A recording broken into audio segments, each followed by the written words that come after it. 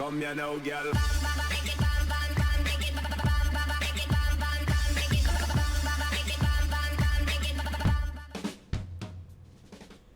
Hello and welcome to What's Map, your one-stop shop for everything workshop. I'm BonBonB and you're very, very welcome.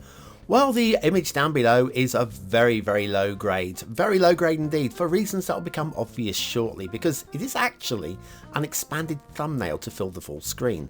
It'll make sense very shortly indeed. So anyway, I've gone to the top of the workshop, chosen the most popular map of the moment, and it's this one.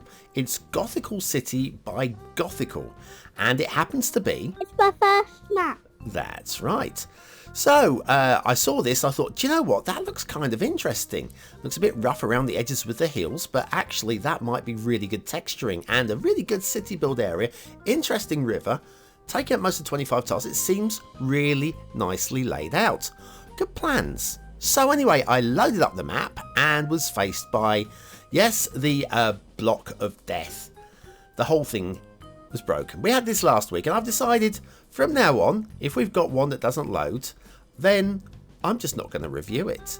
I think it's the only fair way of doing this. I will, however, show you the missing assets, which is all of these. So some pillars and some suspension pillars, a couple of trees there, a whole bunch of nets, and of course, yeah, I'm already subscribed to a whole bunch of things, so there might be things in the map that, well, you need to subscribe to as well as that. But anyway, long story short, we're going on to this map instead.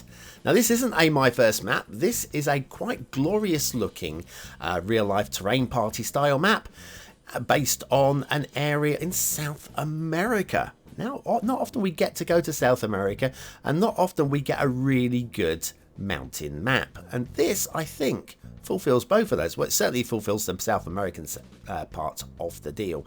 But in terms of, is it any good? This is what you're looking for. I think this definitely fills a lot of those spots, and there's definitely no missing assets, which is a bonus too. Lots of interesting rivers, everything is good to go, and I'm now feeling much more positive about the start of the week. If you're feeling positive too, now is time to show your approval by responding to the daily reminder. That's right, hitting that like button really does support the channel, gets me seen by more people and helps me grow a little bit more every single day, so thank you for your support. Today's second map is Peruvian Andes by Maestro. Don't recognise the name, I've not checked the list, but I think I would recognise the name, so therefore it's probably the first time on the show for Maestro. There's your start square. It does say in the description when we get there, there's not much water running through the start square. I would say probably enough water, just. There's your terrain heights, and we're expecting it to be mountainous, and it sure is. And then the resources, yes, because it's Alps Dolomites, we're using oil for snow, but we have ore and fertile land as well, so that's all good. Off to the workshop. What do we need? Well, no DLC required here, but you will want the Alps Dolomites theme. Be helpful if it was linked in, but it is mentioned, so that is something, but I prefer a link if you can in future. Right, down to ground level, and what have we got? Oh, sorry, and the realistic 1.2 LUT. Naturally. Anyway, speaking of naturally, it's a fine naturalistic environment. We've got one highway, just this one, so we're going to take our time crawling along it at a fairly slow speed, otherwise this show will be over before I can talk about the quality of the road. And the road is of a decent quality. Certainly looks like we've got the parallel road tool being used here. No issues with that at all. Everything's pretty fine. Now, again, would it be nice to have a second or third road connection? Yeah, it'd be nice. It'd be nice. It's not strictly essential, but there's nothing strictly wrong with just having the one highway. And as you notice, we've got a rail off over on the left. We'll have a look at the rail in a moment. But as far as roads go, I don't really see too much wrong with this one. You could say in the Andes, would we have a highway? Possibly not. I've never been to the Andes, but I imagine it is national roads. Maybe they've got the odd highway dotted here and there. It's going to certainly be good for traffic flow. So for gameplay purposes, I don't mind it too much. You can always downgrade. Of course, you can always upgrade as well to this. But of course, if you just got a one-lane road, upgrading isn't as simple because you've got to, well, put in a second lane and it's fiddly and you've got to do it to the edge of the map, and Moaning and groaning again, Bon. Oh, come on, BonBon. It's Monday. Should be happy with things. We've got a good looking map. Okay.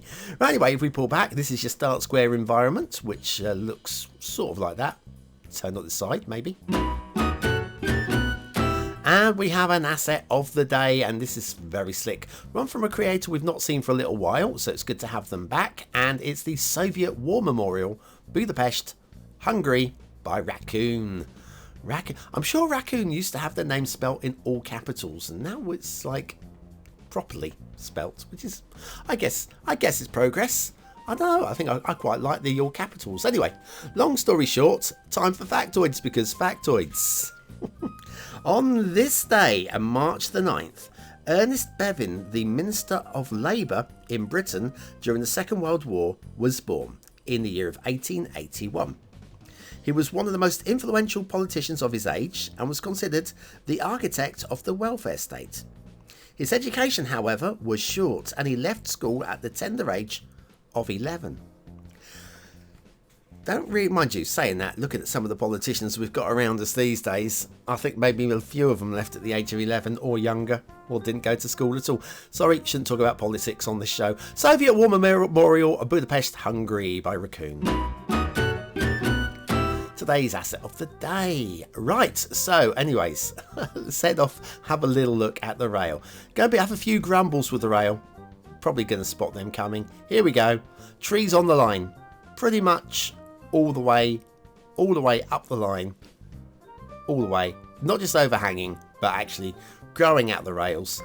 It's yeah, it's an anarchy issue, obviously, and very easily fixed with the bulldoze key, and obviously, you know, it's not going to stop the trains, and if it's off on the edge of the map and it's got trees over the lines, you're not ever going to notice it if you're playing vanilla rules, but it's still something to talk about.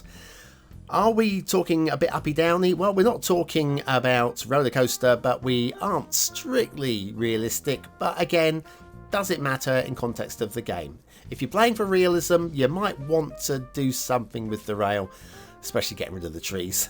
But otherwise, it's not a big problem. Again, could we do with a second rail line? Possibly. Tell me in the comments, what do you think? But first of all, this.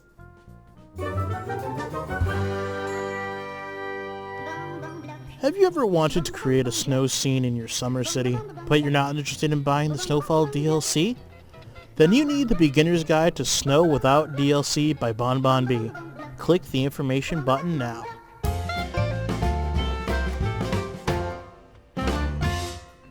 And so back to Peruvian Andes. Peruvian Andes, that's it, by Maestro, and the shipping routes. And you'll be glad to know, you probably guessed it, there are no shipping routes, which is exactly what we'd expect.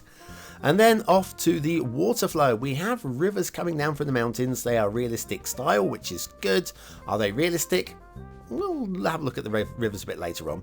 But are they realistic style? Yes. Generally, not too much to moan about at all with these. They're certainly contained. One or two little spillages off the sides there. That's good. But we've got water going through the start square right there. And it's probably just about enough. Of course, you could put a dam across it, and then that'll increase your water availability, and well, that might improve the gameplay mechanics. And it's a dam. Come on, you probably want to dam up the entire thing. Oh, go on, make a dam of it. Anyway, what have we got? We've got mountains. We've got mountains on most of the map. You can build into the mountains, of course, if you have skills. Have a look down here at the terrain lines, and they are quite hilly apart from the start square areas. So the expansion area, this is where you're going to be building a city, and it's not too bad, is it? It's not too bad. It's just a little bit undulating. It's not going to stop you from doing much, really. It's not going to be the world's biggest city, but we are in the Peruvian mountains. I'm guessing you're not going to be doing a huge city, just a decent sized one. Second little townlet going on in that little river valley there, maybe. It's quite flat along the edges. Quite like that. And like I say, the rivers, I quite like them. I quite like them. They're well contained, they're well structured.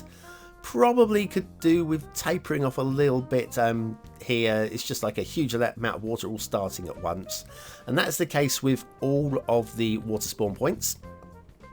The ones over with the snow look a little bit more realistic because we're actually looking at like snow melt Again, it still seems quite heavy for a start, but it's more believable, and it's not the worst by any stretch of the imagination.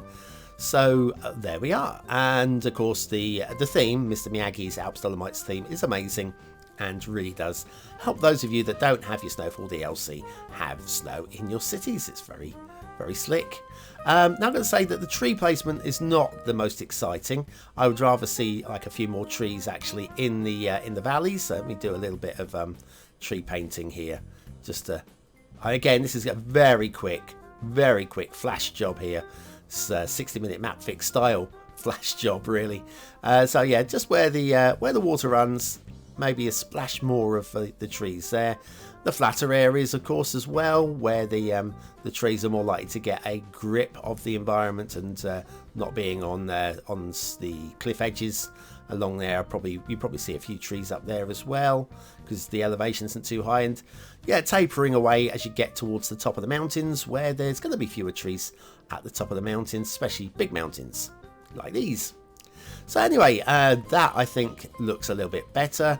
I've not done a great job with that, have I? But it still gives you a bit of a hint that the map does look good. It could look a lot more better, and those are with vanilla conifer trees as well.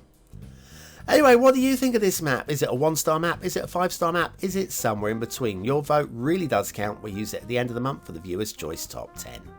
Will this be one of the top 10 maps of the month? Only you can decide. What do I think? I think it might be.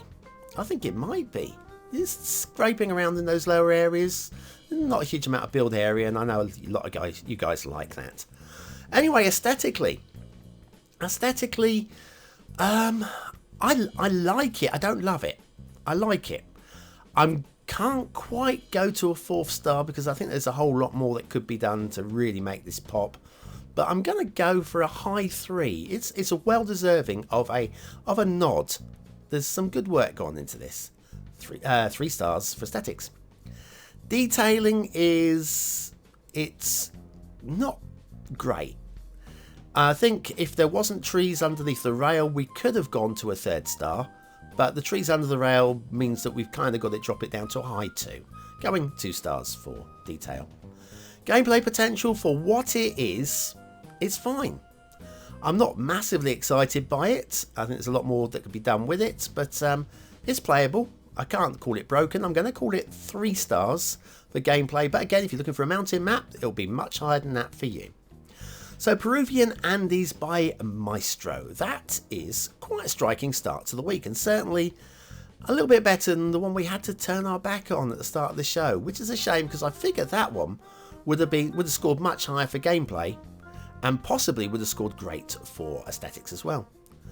Anyway, thanks for watching, for commenting, for liking and for subscribing, and to all the BonBonB buddies who very kindly subscribed to me over on Patreon for the month of March. Thank you very much to all of you guys. You really do help the channel along. It'd be great to see a few more of you guys there during this coming month if you don't mind. Thank you very much.